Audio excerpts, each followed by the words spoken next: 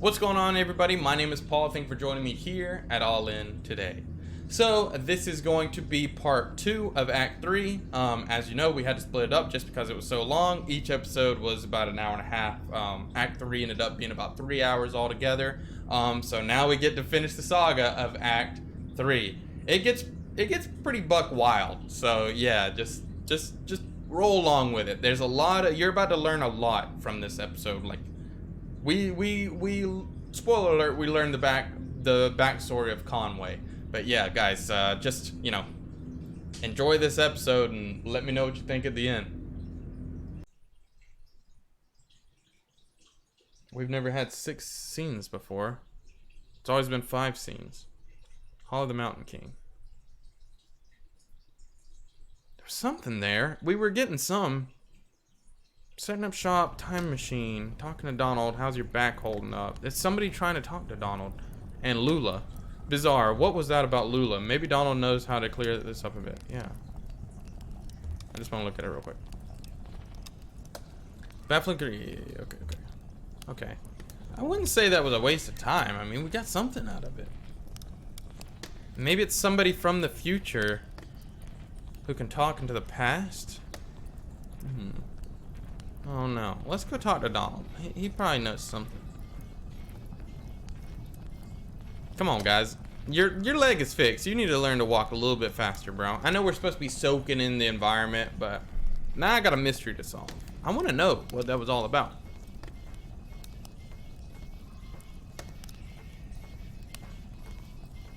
Who's that guy?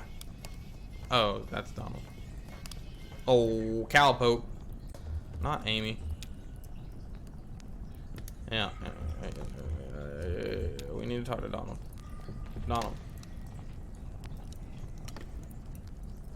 Donald? Do you see me standing here? So you've seen it for yourself. What's left of it? Pretty busted. Is that the end? The chalky bones of a beautiful dream. But you can see what it once was, can't you? Can't you? There was so much more to it. Ornate labyrinths of memory, exhaustively simulated parallel cave ecosystems, real artificial intelligence built on sophisticated neural network algorithms. The birds in the forest could flock in 3 dimensions. The bats could learn to sing. And then it began to crumble when the strangers came. At first we only heard them, walking heavily through the caves, dragging things around, hammering and clattering their tools. Sometimes we heard working songs, never close enough to make out real voices. Just their echoes cascading wordlessly in the tunnels. Then we caught a glimpse of one. What do they look like? They look like... No, it's too horrible. I shouldn't be telling you about this. They're dangerous. They're strange. I should never have tried to outwit them. They were always too much for me, but it's too late now. If I'd listened to Lula, Lula Chamberlain? Yes, of course. Oh, do you know her? We're looking for her now. We're looking for her now. No, she's gone now. She left. We built this together. Did you know? Lula, Joseph, and I. Joseph was the gas attendant.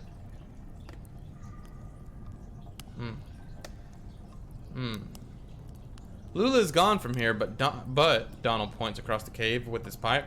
Still in there, and Xanadu. I don't know where Lula is now, or how to get there from here. Ooh-wee.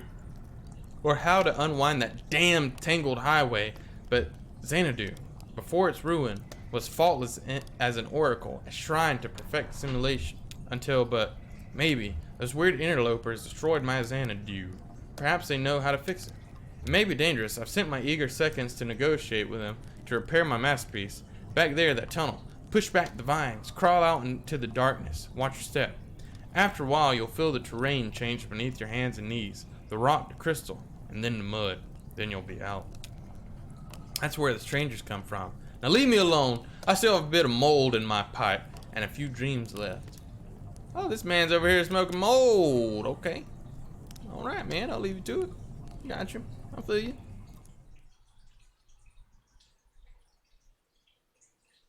Dang. 7 acts, huh?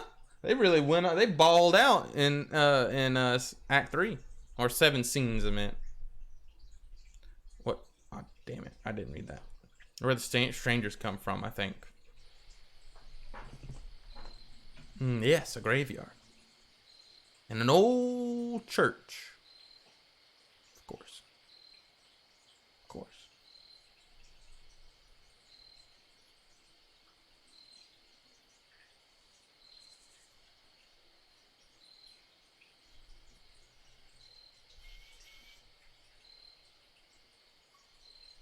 Am I?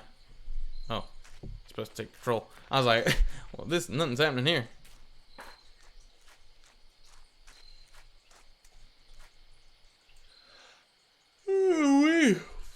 Well, this can't be right. Looks like an old church. Worth a look inside. It's muddy. Let's go inside this old ass church, man. I guess. I want to stay outside. Why? I think I saw a lizard. Is little boy scared? I'll stay with him. Okay, we'll make it quick. I'm not scared, little boy. I thought you were tough. Whoa, whoa, whoa, whoa, whoa, whoa, whoa, whoa. A lot to look at here. An epitaph is engraved on this stone grave marker. Jonathan Paler, generous disposition, will be missed. Below their inscription, a note is written in white chalk. HT8191T, fill date June 29th. Notes of Almond.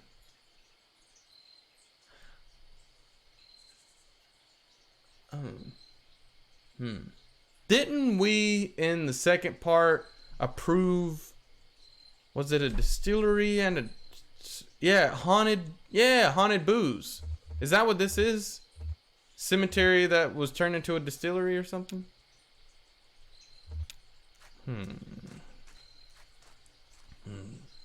An epitaph is engraved on the stone grave marker. Jonathan Rickman, Ben Syverson. We think you two would really have liked each other. Oh, burying people together. Below the inscription, notes written in white chalk. Fill date July 24th. Weird finish. Are the barrels in the graves? An epitaph is engraved on the stone marker. John Sistma always had a far-off look. Probably still does. A note written in white chalk. Fill date August 1st. Aftertaste of rainwater. Ugh. Oh, that doesn't sound that good. Rainwater? I don't know. Maybe. I don't know. I don't think I've drank a lot of rainwater in my day. Paul Aguino or Ben Syverson. Below the inscription. Okay. I didn't tell us anything about him, but okay. Sweet and fungal.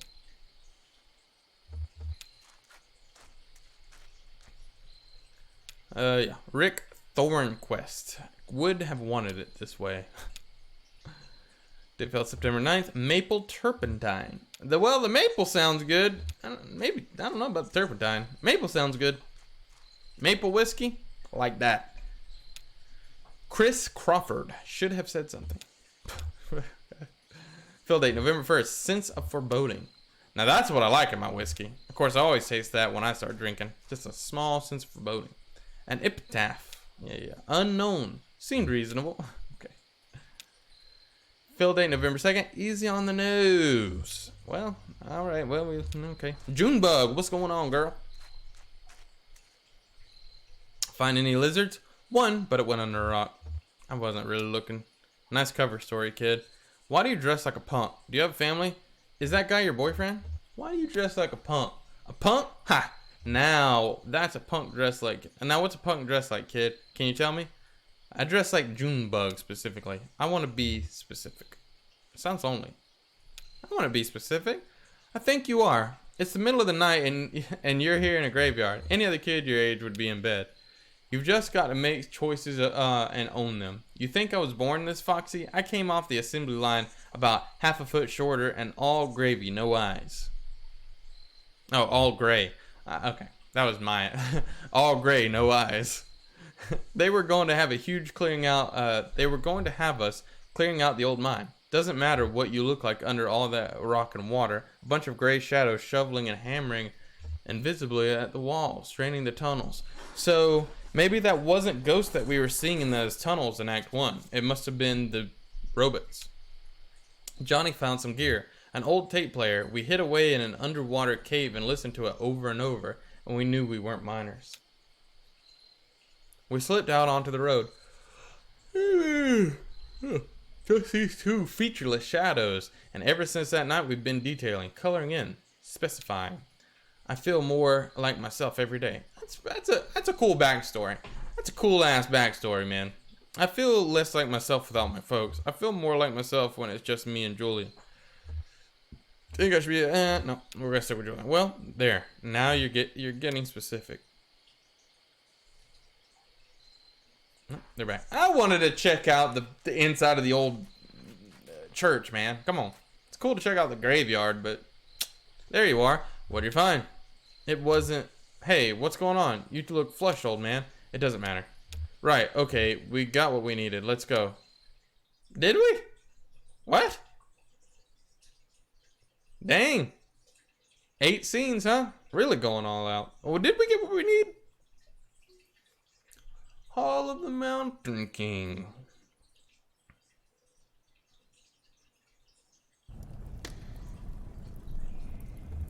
Donald? Singing softly. Trace an orbit round the road and close your eyes with holy dread. For we on mold and whiskey fed and drank from rivers down below. We found your strangers. We know how to fix your damn machine, but I'm not sure it was worth it. I feel like I missed something. Oh, soon the visions will return. What have you found? They say you need to type in a specific phrase to restore it. They say you need to unplug it for a while. They say you need to scrape the mold off the timing crystal. Scrape the mold off the timing crystal. But the mold, of course! Too much mold on the timing crystal would send the simulation adrift. Each moment I lived out of sync.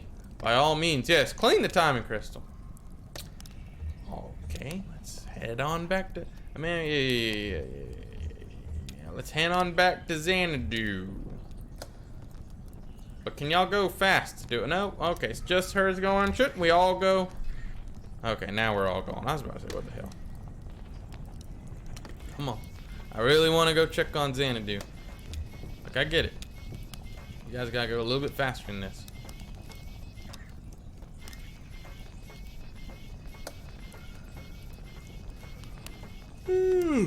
Yeah. This game's just so relaxing. Puts me to sleep.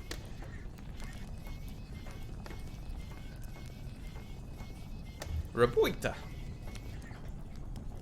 We don't care about Raboita. Check out Xanadu. It's right there. I can almost taste it. Just gotta scrape off that mold. Now what if we smoked a little bit of that mold? The other dude was doing it. He seemed pretty chill. What's stopping us from doing it? I ain't scared. I'll do it. Try anything once. Alright, let's power it on. Do you see anything that looks like a timing crystal? Yeah, right behind the control panel. It's filthy. Right, we're supposed to scrape off this black moldy stuff. Weird. Just following instructions. Here we go. Back into the Xanadu. Scene 9.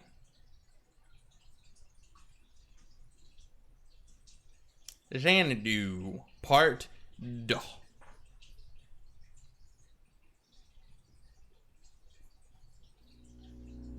Let's try this again. Deep top doop doop. Deep top doop doop. Deep top doop doop. If it gets loud again, I'm ready to crank it back down. You know what? I'm gonna preemptively crank it back down a little bit. I don't want to blow out you guys' ears. Xanadu. Alright, I should stop doing that. At the end of road. At end of road.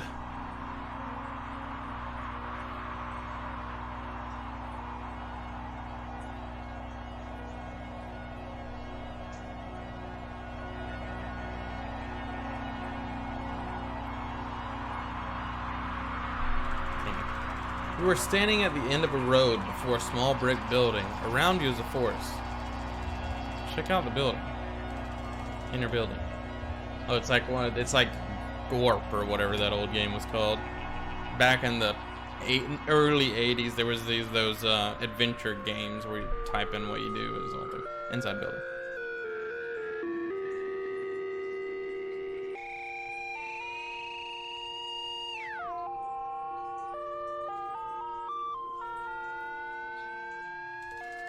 We're inside a building, a storage shed for the National Park Service. There's a sensible modern electric lantern nearby. The lantern, that's boring. Go back to the forest. Ah, funk it. Let's go back to the forest. That's not something you can enter. Just type a direction. Type north. In the forest.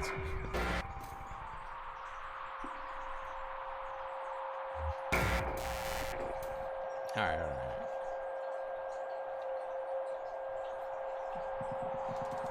You are in an open forest with a deep valley to one side. Head back south of that building. Can we climb a tree? Typing climb a tree. I don't think much is to be achieved by that. Sorry. Head back south of that building. Can we dig a hole? Dig a hole. Can't see any such thing. Dude, it's just like one of those old... I can't explain how those games work. But like it's all text. Usually there's not even visual. So this is like beyond what that game was. Literally it just told you what happened and you typed in what you wanted to do. It was pretty cool. Can't see any such thing. Pretty limited vocabulary. Typing south. You're in forest. Hey, it's a maze. South. Let's go. Actually, we probably should have grabbed that lantern now that I think about it. Oh well. North. You're in forest. Lula is here, soldering replacement components and a small handmade radio. Oh, we should talk to her. Ask Lula how she is doing. Hi, Donald. I'm getting the strangest interference out here. I've been tuning the radio circuits gradually as we go, swapping capacitors, values, and tweaking resistor networks. It was working for a while, but everything I can pick up sounds so distant and muffled. Lula hands you the radio. Well, maybe you'll have better luck. You're good at this stuff. Just don't forget to give it back. East. You're in a forest. Joseph is here, tapping with a small stylus on a modified pocket braille slate. A small gray kitten, no more than a few weeks old, dozes comfortably on the top of his backpack. Hey, it's Joseph. Maybe he has something to say? Listen. Donald, I was just transcribing your footsteps. Sounded like Joseph runs his fingers along the index card he's been tapping on from right to left. Long, weary song, dearly gone.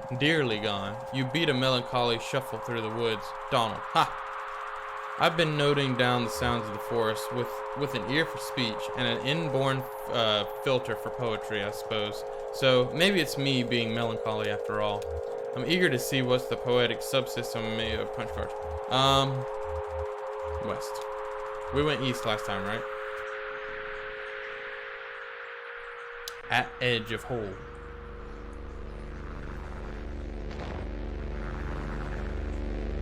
That is indeed a hole. Big old hole from the look of it too. Pretty deep. I mean, we can't see the end of it. You're at the edge of a massive hole. The dirt gives way to rock as the ground sinks in darkness. The computer tied to your upper back slickens with sweat in the afternoon sun. The rope slung around your shoulder has slipped under the strap of your backpack, digging uncomfortably against your collarbone. Go down to the hole. That seems pretty obvious. Lean in a bit, check it out. Yell into the hole first to see if they're pirates. Yell. I only understand you as far as wanting to yell. Yell. Any pirates down there? No response. Sorry, kid. You're batting zero today. At least we know there's no pirates. Go down to the hole. Lean in a bit, check it out. Down. The cave walls are too slick to climb safely without assistance. If you lose your foot, it's fall to your death. I said look down, idiot.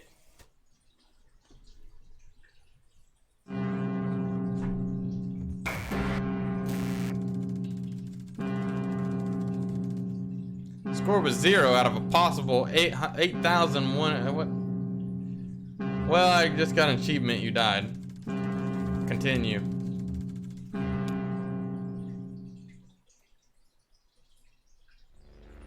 Maybe we need to climb down more carefully. Try using the rope to climb down safely. Tie rope to tree. The rope is tied snugly to a tree trunk. Down. Your feet slip a few times on the slimy rock, but you remain stable. Lula and Joseph descend carefully after you. I should have brought that dang old lantern, man. I really goofed. Because now I'm in a cave and I don't have a lantern.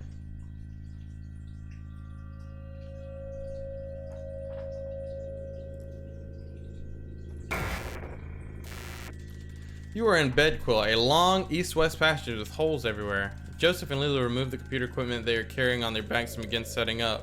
That's the last trip, so everything down here. Say something back to her. Set up the gear. Say something back. Say something back. You make an awkward joke. Don't be so morbid. Lulu looks pensive. What's the gear they're carrying? Ask about the cave. Ask her where the cave's treasure is. If we knew that, we wouldn't have to set up down here. I know you think this environment will help our project get us in touch with a deep romantic reverence for some kind of profound natural spookiness, but I was more comfortable in our lab. The university picked the worst time to cut our funding. Typical institutions. Is this just telling the tale of how they got in here? Academic politics, I mean, I felt like we were getting really close to something. Anyway, I don't know if it's sustainable down here, you know, to live and work here together. What's the gear they're carrying? It's a little about gear. Sure, Donald. We may as well take inventory. I've got the tape machine and the synthesizer parts we borrowed from the School of Music. It's all tuned up to my voice so we won't have to type so much. Joseph has his slate and the punch cards he's transcribed from the poems we read him. He's got the typewriter and the paper tape reader. Yeah, this is just telling me how all this was done. I mean, look at all this. You've got the CRT display. How's your back holding up? Just looks uncomfortable. Jealous. Hey, Donald, can you help me wire up these generators? I'll assemble the synthesizer, but I could use some help with the serial interface if you have time. You hear an unfamiliar echo from a tunnel to the east. Wire up the generators. Maybe if we help Lula, she'll have some more to tell us. Help Lula. Thanks, Donald. I can never remember which color lead goes to which pin. Lula begins to pack a box of wires and terminals. Do you think there are paintings down here? Cave paintings? I mean, maybe some of the old pottery shards from when the world was young and early men and women huddled in these caves, too. Do you know? I think cultural fossils are the saddest fossils. Sadder than animal remains, I mean. We might come across a petrified mollusk or a partial dinosaur footprint, and we say, there was a point of contact here, where a body touched the earth, and maybe there was a little bit of evidential garbage, but the life who owned the body never cared and has moved away, who has moved anyway, and that's the end of it. But suppose I shine my lantern on one of these walls and I see a crude painting, thousands of years old, 2 men and women, charcoal and blood on rock. Someone put that there to keep something on the rock after she passed, a hope, a relationship, or a moment, a worry, maybe a regret. She made a painting to keep something alive for her, but like that dead mollusk and that iterant dinosaur, she had to move on. Whatever it was, it's gone, and now we're looking at this painting, this dangling copy with no original. Xanadu, you are interrupted by the ominous echo of grating, scraping sound from the east, louder than before. What the hell was that? Let's check it out. In tunnels. Really should have grabbed that old lantern. Goofed hard.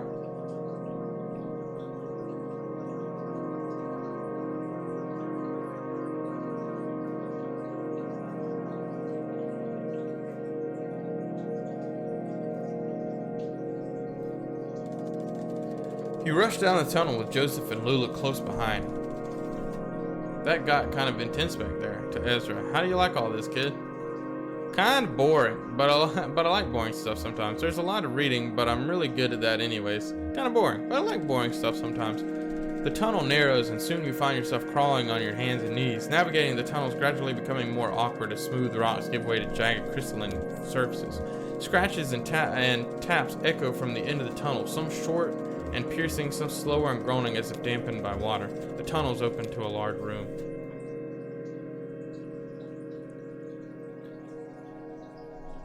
In the crystal room. That's something. That's robots?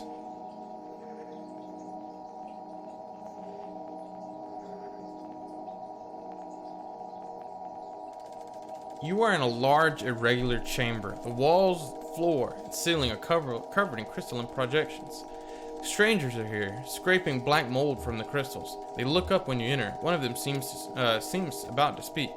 Finally! Better run. Let's listen to what he says. The stranger reaches for a box he's carrying and presses a plastic button. The button whirs to life and a crackling voice blurts something unintelligible and then slows to a deep gurgle. He looks at his companions momentarily in confused disappointment. Then he returns his awful gaze to you.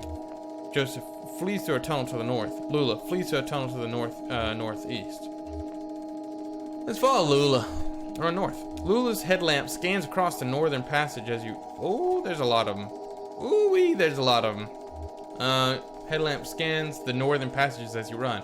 Soft shadow loom perplexingly from floor to ceiling. You feel around to distinguish shadows from crystals, but eventually find yourself cornered. You have hit a dead end. Who are they? Comfort her. Let's find a way out of here. Let's comfort her real quick. You reassure Lula that the strangers are harmless. Are you sure? I mean, I'm not personally sure of anything, but we shall see. Maybe you're right. Sounds like they've gone back to work. Alright, let's try to pass them quickly now. Don't make eye contact, then we'll find a way back to the equipment. The bed quilt. You are in bed quilt. A long east-west passage with holes everywhere, and panting for breath. Did they follow us? Where's Joseph? She seems pretty scared. May as well wait. Search for him. Type search. I only understood you as far as wanting to search. You have to be more specific. Down one of the tunnels with the equipment, back outside. Down one of the tunnels. You select tunnel at random. Your lantern illuminates several sets of footprints on the moldy cave floor, but they are impossible to identify with the equipment. Search equipment. The various computer and audio equipment cast angular shadows into the tunnel as you scan slowly across the pile. Nothing. Joseph climbs down from the rope, still tied above. That damn sound. Those damn voices. I don't even know what direction I was running. I wove through the network of tunnels. I ran my hand along the walls, always turning left. But every turn and every rock felt the same. For all I knew, I was running in circles. Finally, I ended up here. And I hid. I panicked. I heard you talking, but I didn't think I could trust my senses. But listen. There's one thing I have to tell you.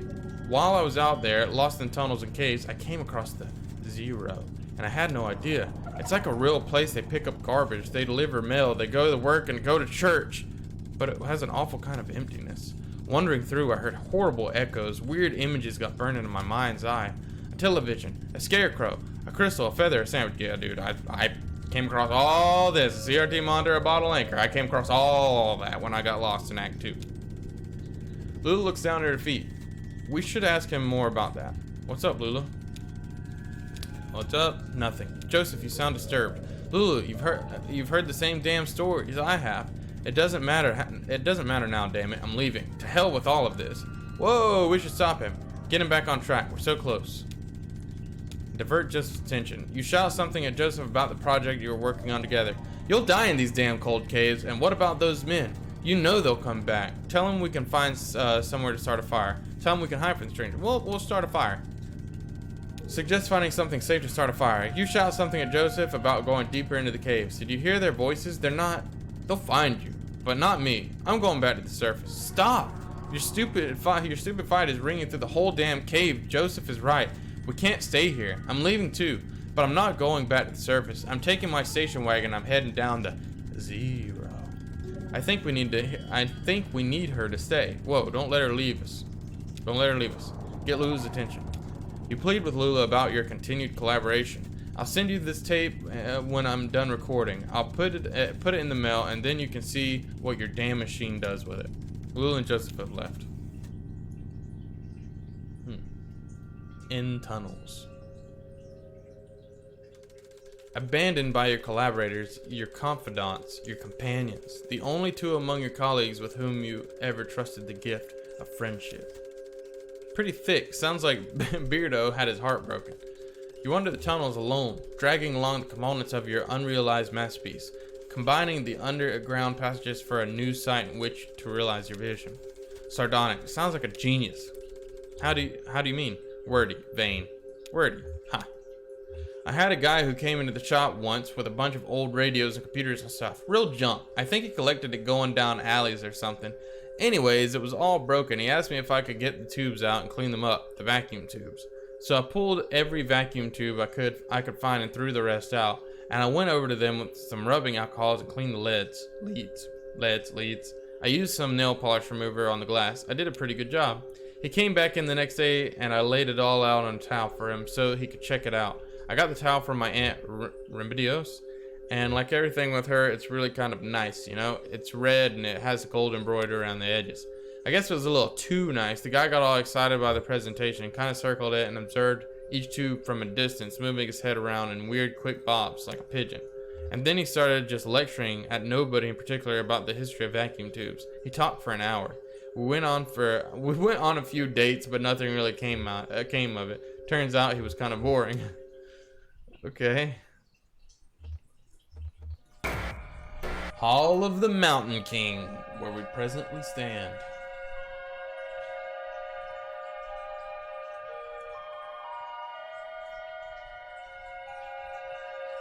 It's pretty cool place though.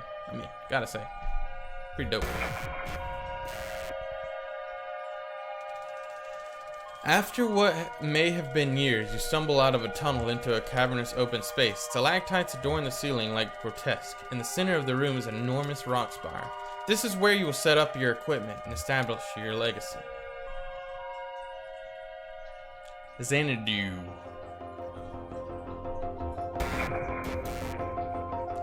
Now is the time to continue your work. Research Assistant 0, Realism Index 37%, Romance Index 2%, Mold Coverage 0%. Gotta get that mold up. You may hire a new Research Assistant, assign assistant to a task, or sleep until tomorrow. Hire a new Research Assistant. Hire. Uploading job advertisements to University Message Board. You've hired Roberta, who studies fairy tales. Hire a new research assistant. And assign assistant to a task. Assign. You may assign research to debugging, transcriptions, or speculation. Let's do speculation. Assigning available research to speculation. Alright, let's hire a new assistant. Hire. Uploading job advertisements to University Message Boards. No new applications. Try again later. Alright, then let's sleep. Sleep. Time passes. Roberta makes a convincing argument for the edibility of stone. Now is the time to continue work. Alright, now we have one assistant. Realism Index is at 32%. Romance is up to 17, and we got more mold coverage. Let's hire somebody. Hire. Uploading job advertisement. Hired Andrew, who studies statistics. Assign it to a task. Let's do debugging. You have 2 research assistants available today. Assign how many you want on debugging. 1. Take 1. Task. Assign. You may have to assign research and debugging. Let's do speculation. Alright. And then we probably can't hire anybody else, so let's go ahead and go to sleep. Time passes. Andrew makes adjustments to the echolocation algorithms. Bats now fly normally instead of getting hung up on each other's wings and clustering together like horrible leathery tumbleweeds. Roberta posits that nature, not reason, is the master of industry. Greasy black mold is collecting on the computer's equipment. Now it's time to continue your work. Research Systems 2, Realism Index 37%, Romance Index 32, Mold Coverage 20. Let's hire. Uploading job advertisements. We've hired Weaver, who studies mathematics. Okay, let's assign. We need him to do transcriptions. Let's do 1.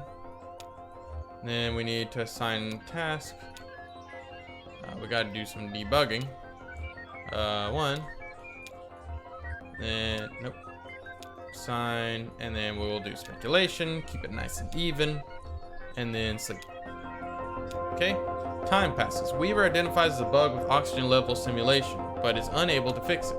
Roberta carefully transcribes the sounds of dripping water in all their variations over a period of several hours. Andrew muses about the love lives of fungal colonies. Intruders! The strangers are doing something to the equipment, but you can't make out what. Oh god, look at them over there. You hide behind a rock until they leave.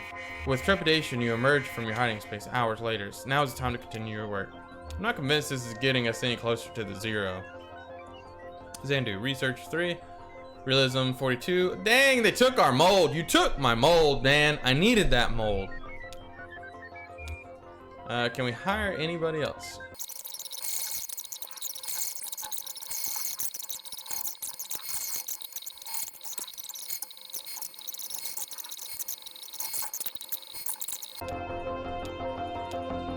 people should be attacking again. Yeah, I knew that was what happened.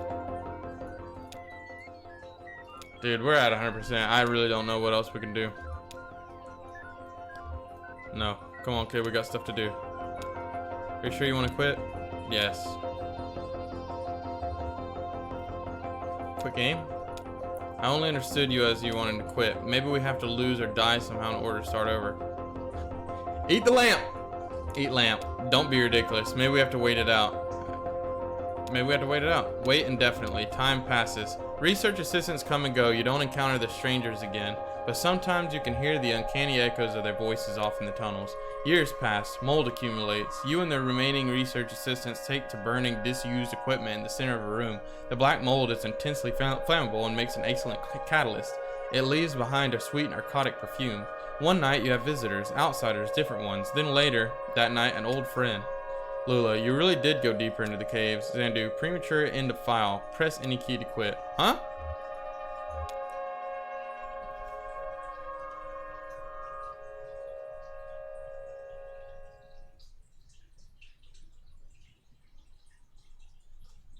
Act 3, Scene 10. I am not sure what just happened. Hall of the Mountain King.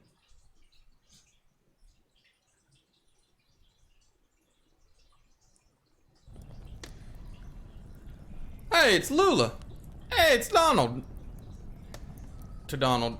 Lula to Donald. You really did go deeper in the caves. Well, you were easy enough to find. I've met a few of your former assistants. One can't help but hear things. So this is what became of our project. Oh, I've made some additions. Joseph stole the data tapes from the first half, so I had some blank spots to fill. Yes, I know. He published his versions, actually. I'm sorry to report that it's a bit tediously sentimental. We've been looking for you. We found your doctor. Oh, good. Yes, you're looking not well, to be honest. You smell like a distillery. Have you been drinking? Shannon looks uneasily at Conway. Conway looks at the floor. We've been looking for you. So you found the address data. I don't think I've been drinking. I don't think I drank at all. So you found the address data? Just pass it over to Donald here. Donald, will you be a dear and crunch these numbers? We're looking to sort out a street name collision, Dogwood Drive. Wasn't the Bureau going to process it? How long does this take? I insist. I have cycles to spare. I'll just pack my pipe and get to it. I should only be an hour or so. Andrew will carry it over to Lula. I'll be at the Bureau for the rest of the night. Just mark it private materials for the attention of Senior Clerk Chamberlain. How do we get to the Bureau from here? The bridge? Yes, the bridge. Through the gate over there. Sentimental. Now we, too, recede into history. Good night, Donald. To Shannon. Meet me at the Bureau and we'll get you on your way. Head counterclockwise to the cathode ray, then turn around. Then it's just clockwise until you find the Bureau. Damn it, man. Quietly, between us, I think you should drive.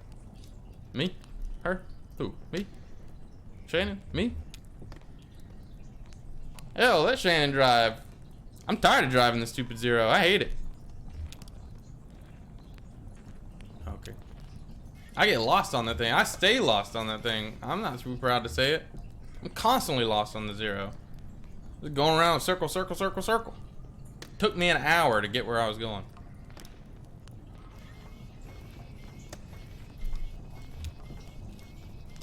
It's weird that my robot leg doesn't make any sounds. The robot makes sounds, but for some reason my robot leg doesn't make any sounds. Pretty strange.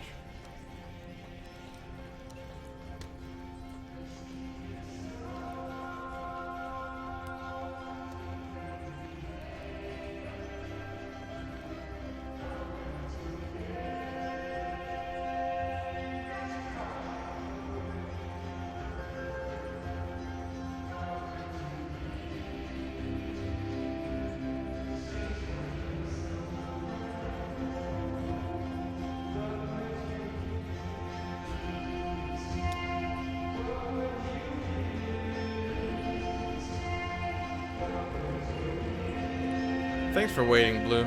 I got so turned around up there. Thanks, Blue. We were gone a bit longer than expected.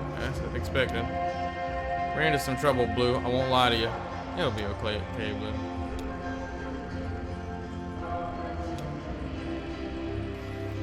What happened up there? I'm actually not sure. Just a bunch of computers. Yawns.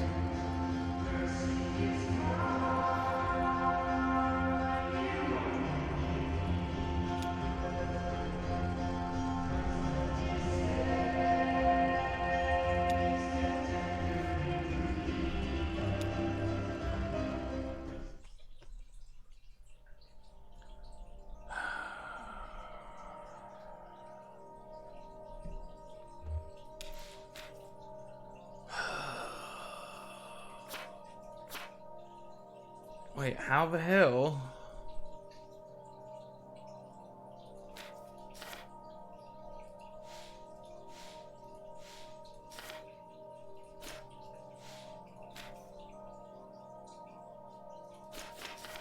What?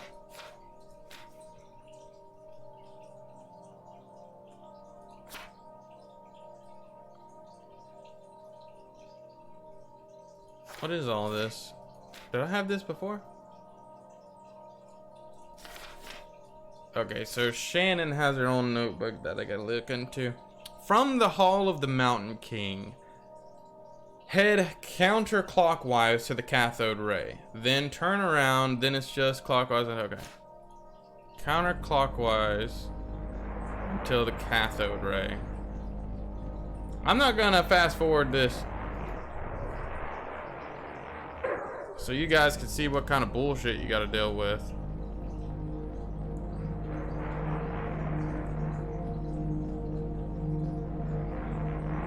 And they say it's just counterclockwise. I mean, then they say it's just clockwise until you get to the bureau, right?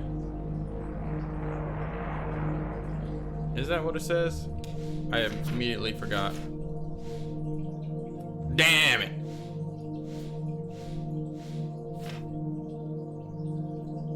Counterclockwise, then turn around. Then it's just clockwise until you find the bureau. Okay. Sure.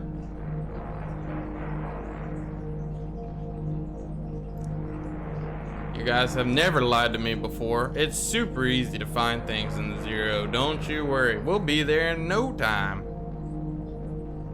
Might as well listen to... Oh shit, we were there in no time. They didn't lie to me that time.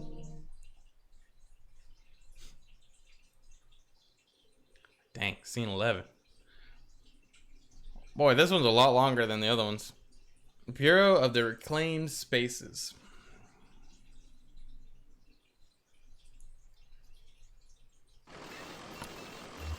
What's up, Blue? Where did your hair go? Got the time, Blue. Hey, you see that cat over there? Look like she just got washed up. I bet she swam. Where do you think she came from?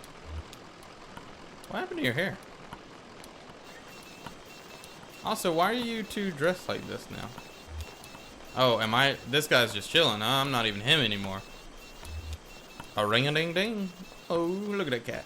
Look at that cat. Bring that cat with us.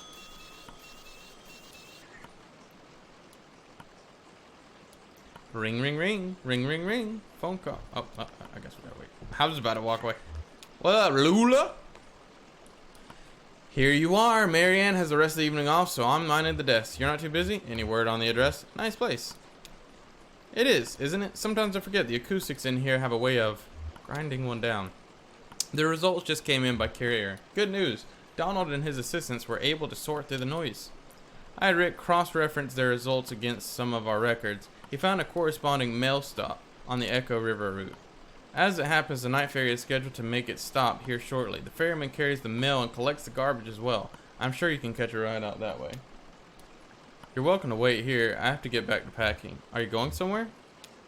I might. I'm feeling impulsive and I'd like to be ready. Maybe back to Mexico. It's been years. They still have one of my sculptures in a museum down there. Did you know? Big, ugly iron thing. Time to have it scrapped up. Anyway. Safe travels. Try to stay out of the water. It's colder than it looks and deep. Wait, what am I doing? Hey, you know what? I want to go check on the bears. See if the bears are still here. Can y'all walk just a tiny bit faster? I mean, just even a little bit faster would be pretty cool. Oh, I can't. Never mind. I cannot go in there. Why can't I go check on the bears? Fine. Oh, she really is just a gray robot. She didn't look like that before. She didn't look like just a robot before.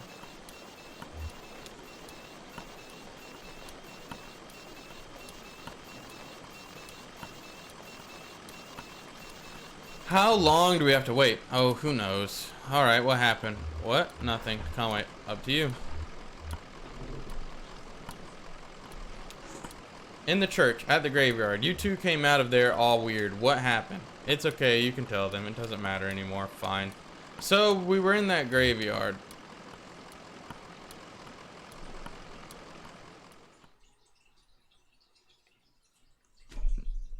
Oh, Lord. Okay, so we're going back to the church, huh? Going to check the church out. Where the strangers come from. Part of the lettering was cut off there. Where the strangers come from. This is a long dang act, man. Oh, this is a lot longer than the other ones.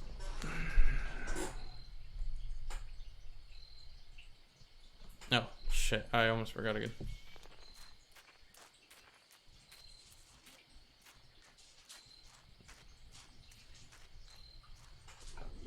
Well, that can't be right. Look at the worth the look inside.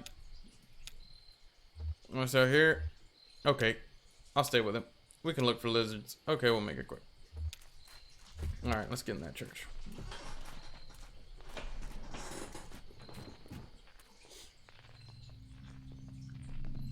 I want to look at the floor.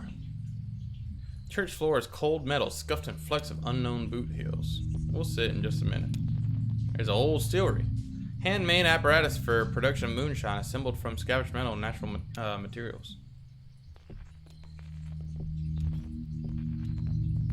Some music going on. There's one pew left. This is quite a distillery. I don't know what I expected. The strangers, he kept saying. Another dead end. Strangers, he kept saying.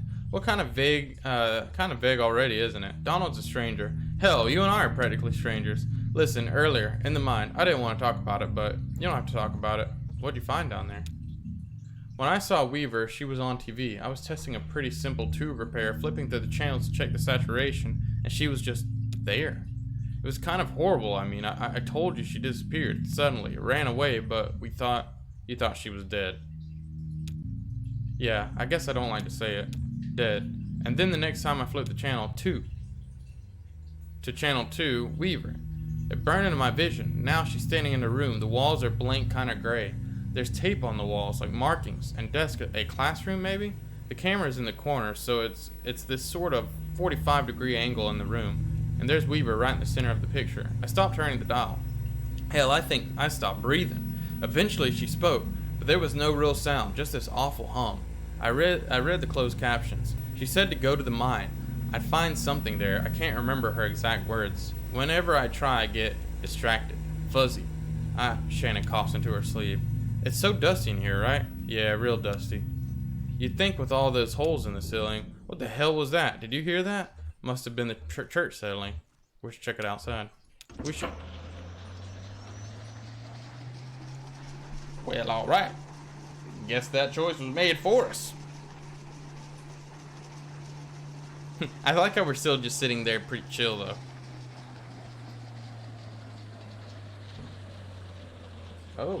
Oh, it's a Skeletron, like my leg. That's pretty strange.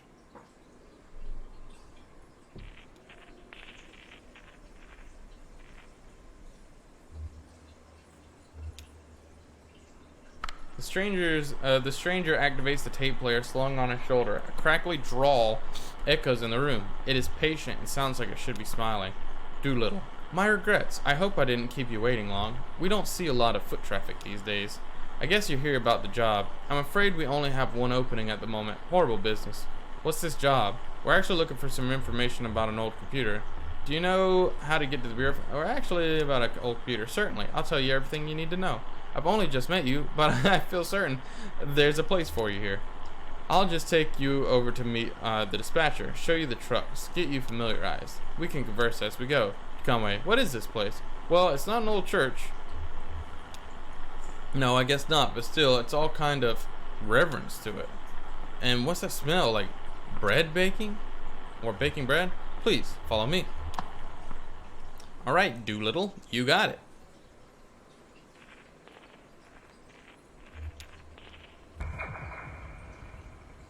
Right on. Not weird at all. Does it mess up my leg?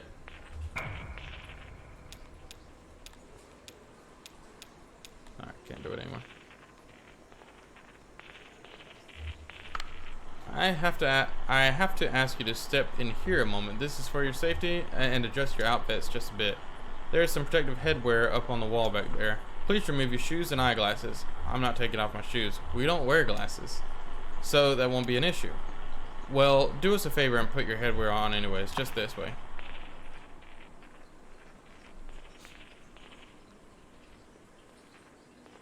Seems cultish, but alright.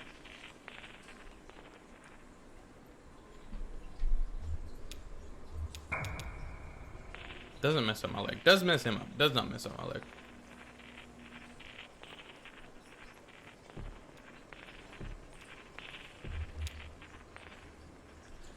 Wow, check this stuff out. It must be decades old, but it's in perfect condition. How do you think they kept it up? I kept it like this. I really like old electronics. Yeah, I've got it bad. That's why I got into this business, to keep old stuff like this running. Seems like such a shame to let it just fall into ruin, you know? Like that computer back in the cave. Xanadu. Decades of engineering, thousands of years of mathematics and philosophy, all petrified into living stone. How could you just let it fall apart? Oh, are these guys? Okay. Well, I don't really know what's going on, but...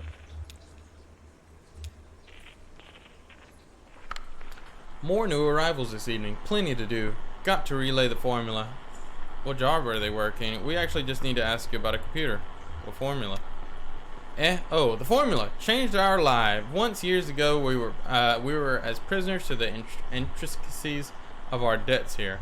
We'd have to account for everything on paper. Compounding interest by hand, reassessing amortization, and leveraged asset distribution, according to the nightly merit decay. Then she stepped out of the dark caves to show us the light of the formula. She had a brilliant grasp of mathematics and saint-like way of speaking right through the numbers. Now we just plug our daily numbers into the formula and run it all through the adding machine. We occasionally suffer from surplus drift, but she instructs us all on the necessary adjustments. Ooh, it was devastating to see our revered mathematician go, but she was needed elsewhere. Her legacy abides. The dude abides. What job are they working? I don't know that it's been settled just yet. You see, sometimes we take on newcomers already in debt to the distillery. One of the foremen will find something for them to do, chip away at their sum until it's all settled. That's what I'm doing here, chipping away. That's what we're all doing. Okay.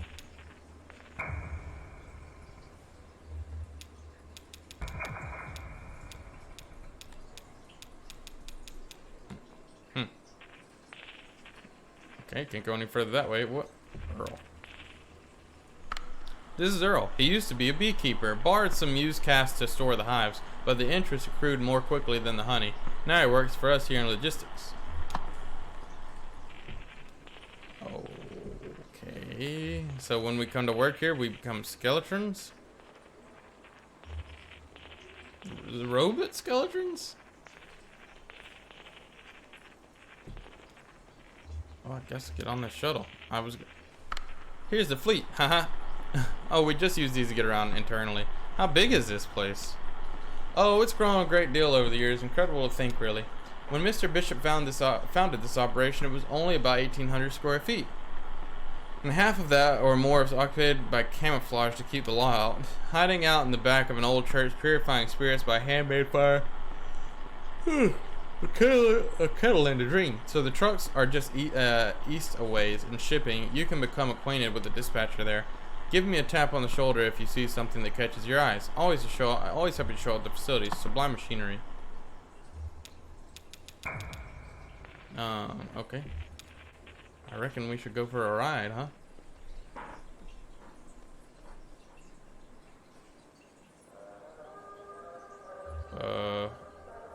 Okay, send to shipping. Or should we have gone to talk to them? Oh, I control it, huh?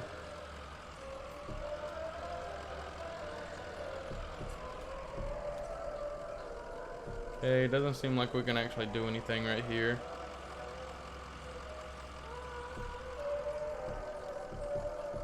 Look at him whip that thing around, boy. He's a pro. Been doing it for years. Alright, this is distillation.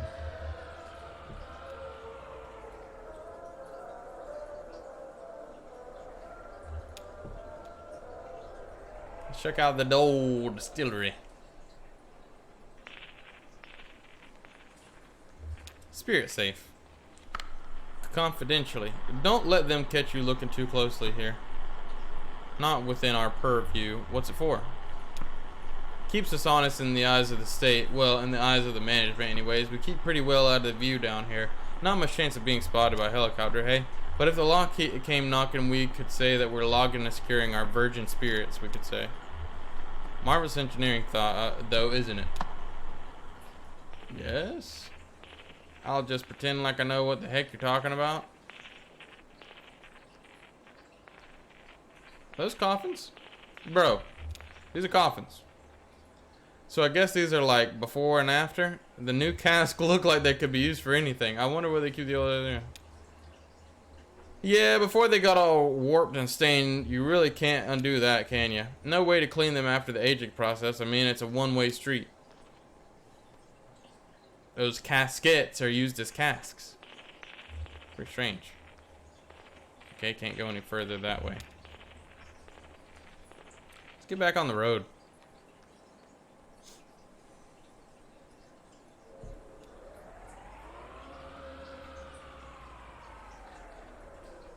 Okay, can't go that way. Can we go this way? Yes, we can.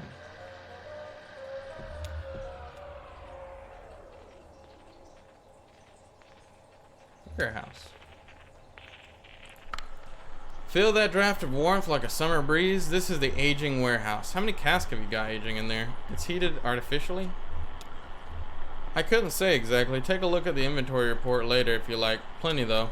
Of course, we only have half of our aging stock in here at any given time. Most distilleries let their whiskey sit in a cask for the cycle of seasons. In summer, the wood expands and the whiskey seeps in, picking up the flavor. In winter, the wood contracts and squeezes the whiskey back out. Down here, there are no seasons. Each workday proceeds from the last in an unbroken chain of climate control. So we make our own seasons. Each class alternates in a weekly cycle. Okay.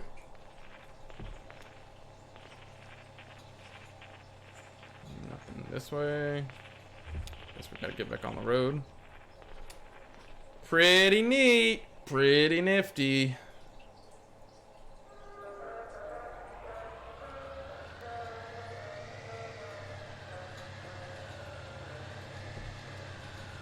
Malting and bottling.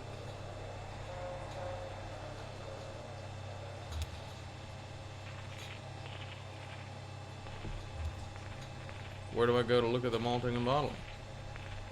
Okay, I cannot walk that way. Why did you even let me get out here if I can't look at the malting and bottling? Truly, man. Truly. Oh. Fermentation tank. Smells that? No mistaking it. Bacon bread. Exactly. That's the work of our unique ingredient, the yeast. The story is that Mr. Bishop got it from a baker in Knoxville in a little tin box. He was on the run on our Mr. Bishop from the law. For a while, he hid out in some muddy swamps, subsisting on live fish, but he always kept that little tin box dry, held it above his head.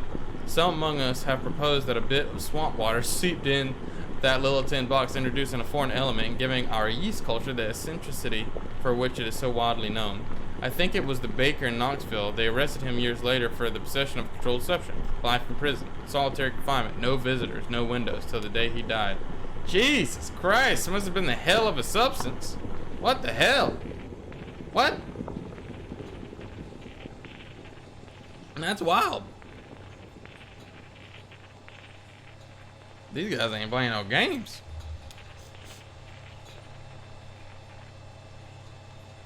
Alright, back to the road, I reckon.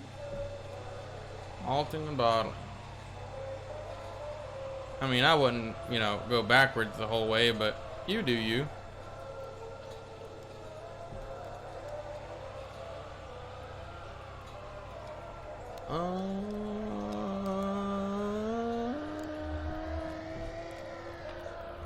What?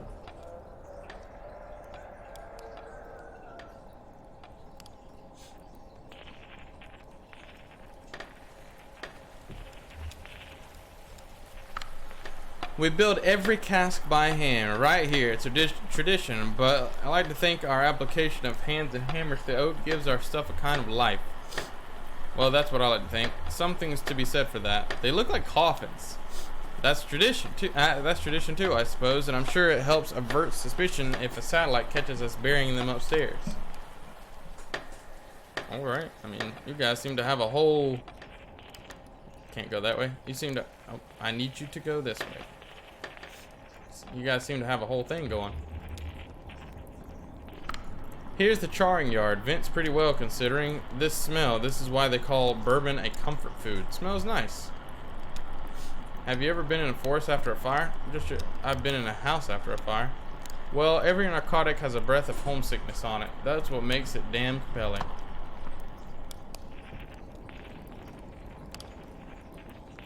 Okay, nothing else back here. Davey. Davey, how goes it? Watch out for Davey. He's a skilled card player. He once played a marvelous protracted game of blackjack against our old floor manager, Jane, in some kind of tiki lounge on the Echo River. His luck ran out and he couldn't cover his losses, so she offered him a job.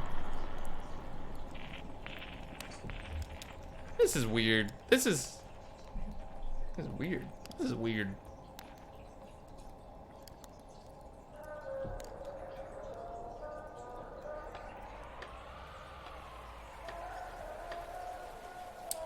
Okay, well, I guess there's no way out of the lumber yard. Dude, don't back up the whole way. Okay, we're gonna back up the whole way. I was about to say, really? Okay, so, well, we found out why they look like caskets. We're also finding out that I think the people that work here are dead. I think this might be hell. I don't know. Let's get to shipping.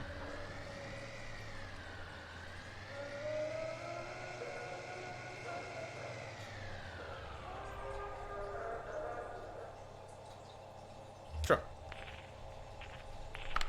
Here it is now. I have to ask as a matter of course, what kind of experience do you have driving trucks? I drove deliveries for an antique shop up until the last run. Aha, pressed cargo, you'll do just fine. And you can drive safely, can't you?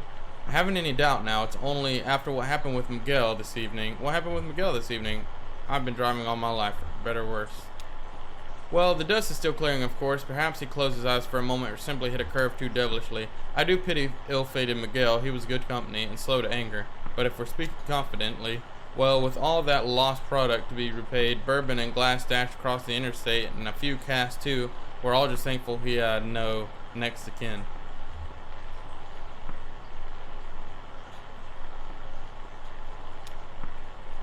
So let's see if we can ring up the dead. Jesus Christ, man, what the hell?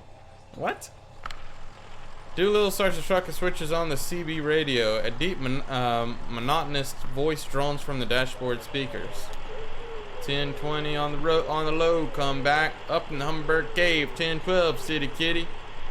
Into the radio. This is a good time to dispatch. We may have found Miguel's replacement, though you might like to get acquainted. Thought you might like to get acquainted. 10-9, come in. Introduce yourself. Hello, pleased to meet you. Tell dispatch something impressive about yourself. They're very well regarded here. I guess I could drive a truck like this. I'm not really here for a job. You folks know anything about a moldy old computer? Wheel holder, gotta pay the water bill. So I'm certainly they'll call back before long. Let's take a look around the truck, eh?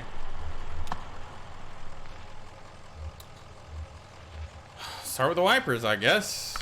Control the wipers with a knob here. Filled with controls. They seem to have a decent torque to them, eh? Can't say how they'd fare in an ice storm, but we must never delay a shipment. Better to assume the risk. You folks watch the weather closely? I wouldn't know if if I saw it. Too many years of climate control. Have I mentioned I rarely if ever leave our facility? I wouldn't know the rain if it drowned me. I'm sure the wipers are fine. They ditched class for the day to drive in the rain. It was pointless to stay. It was pointless to stay all review. He was a lost cause and she didn't need it anyways. She was smart, bored. It was time to cut out. Shitty day for it, though. 83 and biblical flood. They went to see a movie. They went to a bar. They pulled into a dive bar with an afternoon open mic. It smelled like rose water. They smoked cigarettes and drank awful hooch. Whistled buckets of rain. She sang about someone she wants to have loved. Brown hair curled around her ear. She had a voice like Scotch whiskey. They poured another drink. And another, and another. She worried it was getting dark out.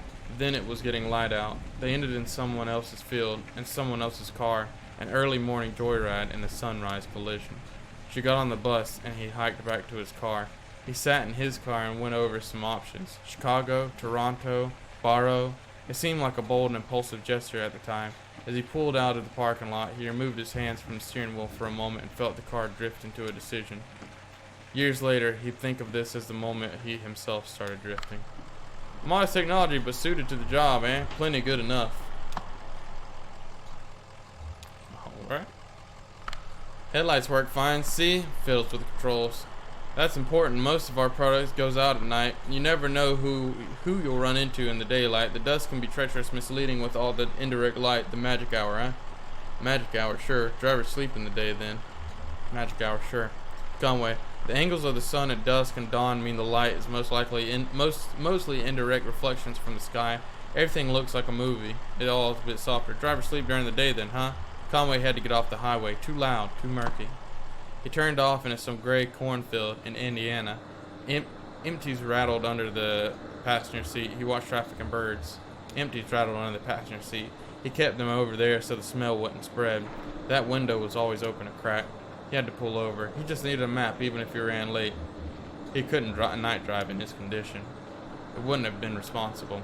He was only human. He'd been out since the headlights were on. Didn't even stop for coffee. He cracked a beer at 3, eyes on the road. 4:30, he dodged some stray cattle. The headlights were coming back on.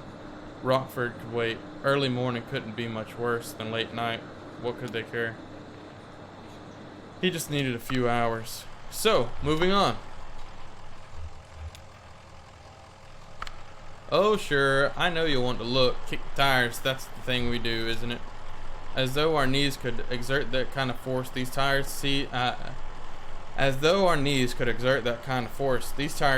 there on the road. We're more likely to hurt ourselves, isn't it that way, eh? Tires look fine. Sure, they're big machines, but they can be fragile. Absolutely, a truck deserves care and fearful respect, like a glass elephant. Miguel was a good driver, but he didn't have that quality of deference. What kind of man was Miguel? Conway sat in a dim room full of folding chairs. The walls and ceilings were painted with old smoke. Someone read from the book. He drank coffee with little sugar. He listened. He was just waiting for it to be over. He listened. The speaker listed all the things we tried that most people in the room were probably there by court order. A few others shared. They spoke in abstractions like a program of action, a good orderly direction, spiritual but not religious, religious but not spiritual, all things we tried. Then it was over. They clasped sweaty hands through a short prayer and stepped back out into the morning. He knew it was time for him to hit the bar. He started walking. He was always walking these days. It was good to slow down. It felt clarifying, like a walking meditation. The road ran by a creek for a while. He took an unforeseen detour where the creek and road parted. Following the edge of the water, he skipped a few stones alone, then stopped to consider an overturned boat. It was a kind of serenity, the wondering and looking without purpose. He was coming to rely on those moments. Now, what else can we show you? Show me the back. Looks like it's just about ready to go out. We have some good, strong folks in shipping here, so you never need to worry about loading if you don't want to. A bit hard on the knees and back at our age, eh? Of course, you'll have to unload at the destination, but that's the job, and some drivers like the extra shift stacking to loading in there. Did Miguel load his own trucks? I shouldn't really do any lifting these days. I see. Well, surely we can spare a dolly and carrying strap for your health and safety. Sounds like a lot of work around. Conway woke up on baled hay. Everything was too bright. His head hurt, the usual. Lysette and Ira argued loudly just outside the open barn door. She wanted Ira to take him inside and shower, have some coffee, get to the job. Ira said there wasn't time. Conway was in no condition. It was an important job. They couldn't put it off. Ira said to let the deadbeat sleep it off and then send him packing. He said Charlie could do the job. Conway closed his eyes. Conway stepped out of the barn, shielding his eyes. He tried to say something reassuring, but just sort of stumbled around it. Lysette looked away. Ira just spat and went inside to wake Charlie. Ira was a stubborn man, so Charlie went along. Conway drifted out again, and he didn't hear about the accident until months later. So, what's next? Damn. Truck's radio crackles back to life. Driver, come back. Ah, there's dispatch. Now tell them about your experience. Tell them the truck's in good shape. Tell them you'll start in the morning. I really can't. Yeah, we've got to finish this delivery in a few. Got 2 black guys and a flock of crocodiles. Come back down and prick your eyelids, driver. Come back, Lim. 10-4. Come back, wheel holder. 10-4. Conway remains silent. Conway, dispatch is addressing you. Into the radio. He's here, dispatch. Got your ears on. Good. Listen to this. So, I think that went well. Let's head back to up to logistics and seal the deal, eh? And I've got one more thing to show you.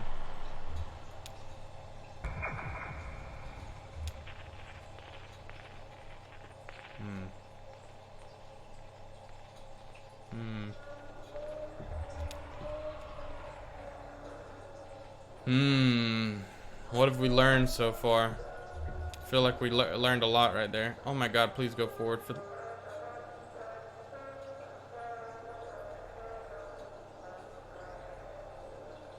man was stuck for a second. I feel like we learned a lot of information right there.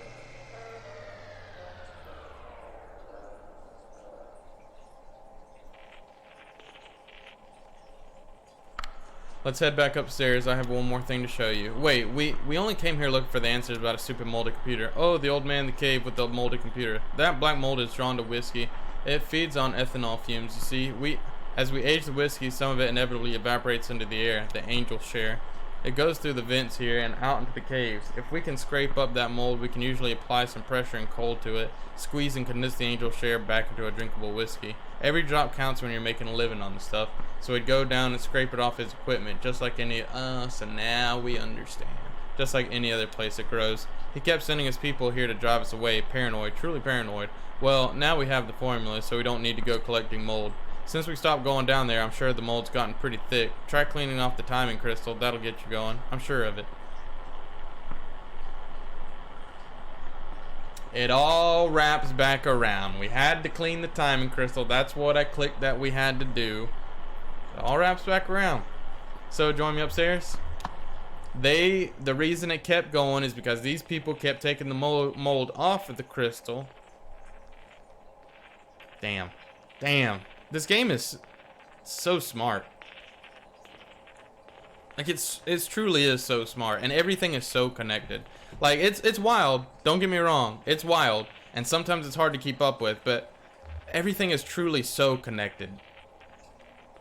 Everything, and it's really good. If you don't mind, I guess we gotta take off our helmets. And maybe these are all dead people. We lost our leg. I mean, it feels dead to us now, and that's why it's like this. Now our leg is like them because it got destroyed in the rock fall. So am I dying? Here it is, a beauty, wouldn't you say? It's an antique, you know. What is it? Why, it's an adding machine. This is where we come for our daily ritual to calculate the day's interest and repayment according to the formula. I usually do so at the beginning of my shift, so I know how many hours I need in order to keep up. Yes, I believe you'll do well here, sir. Happy to have you. Congratulations, you're hired. Wait, we can't. It's customary here to start each day with a shift drink. Let's make it special. Mark the occasion. This is top shelf stuff now. Single barrel. He doesn't. Down the hatch. Venom Memory Morse.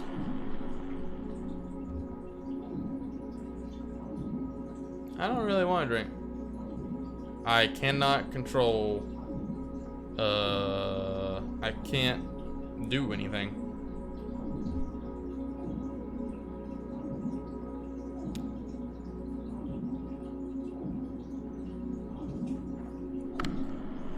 Decent enough. Welcome aboard. He's not working for you. We have to get back to this. He has a delivery to make. What's this? Not working? Are you turning down this opportunity? She's right. I have to make this, I'm disappointed. And I'm afraid that leaves us with a delicate problem. As I indicated, this is the top shelf stuff we're drinking now. It isn't cheap. If it's not your first shift drink, well, there's the matter of this tour just now. My time and experience are billed at quite a premium. This is not good for you, my friend. You're in quite deep. By my back of the envelope estimations, well, we have that in common, I suppose. All of us. Yes, I'm afraid you'll have to work this off somehow. It's just the way of it. What's happening right now? You can start tomorrow. Take the time to settle your affairs, of course. The interest begins to compound immediately, and, well, we'll go over the formula when you get here. I should get back to work. See you tomorrow, then. What? I didn't even want to do that, you crook.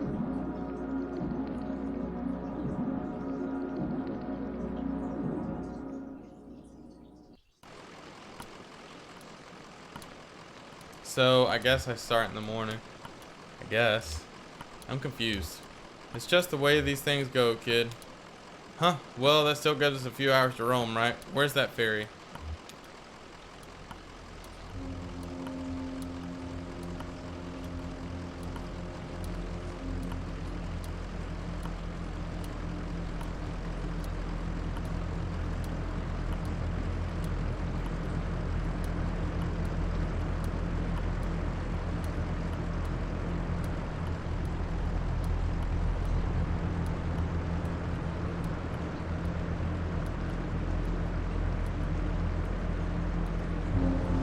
Oh, it's a woolly mammoth.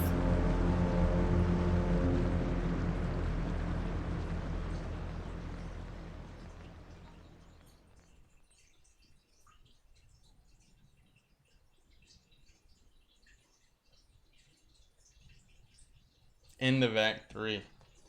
Holy lord. That one was much longer than the other two. That ended up being 3 hours. Holy crap. Yeah. Man, that was a lot. Yeah, that was some weird ups and downs. Yeah. So I already know that I'm gonna be splitting this into 2 episodes. Sorry about that. I was trying to keep this series to where it was just, 1 episode a piece. But 3 hours, that's just too long. I can't expect anybody to sit there and watch a video for 2 hours. 1.5 hours is already, kind of too long, but that's what we were expecting. So, yeah, I like it. I mean, it's crazy. I don't even know what to say at this point, really. I honestly don't. I'm enjoying it, but it's just crazy. And, so we did learn a lot in this episode. So we learned that, our dude used to be an alcoholic, and I think this, that whole thing that he just had to go through was a type of repayment. His leg is pretty much destroyed. This is like the dead, I guess. Those people are working in some type of hell situation, and that's why my leg is the way it is. It's still attached to me, and everybody else sees it as normal, but for me, it's just a dead leg, and it doesn't feel the same. So I guess I'm about to become a skeleton man, which is crazy. Man, that is wild. Man, I really don't know what else to say. But yeah, so this video has been going on long enough. Again, sorry I had to split it into 2. Guys, I hope that you're enjoying this. I know that I'm really liking it. I know it's just mostly all talking and stuff, but by now that's kind of what we expect. And it's had some really beautiful moments. I love the part where, you choose what the song was going on. Man, it's crazy. It's crazy. I can't wait to see where these last 2 episodes go. Hopefully you guys can either. But yeah, let me know if you guys are enjoying it. Let me know in the comments down below. Let me know what your favorite part is, because I'd love to hear from you. But yeah, that's it. I hope to see you guys next time. Bye-bye.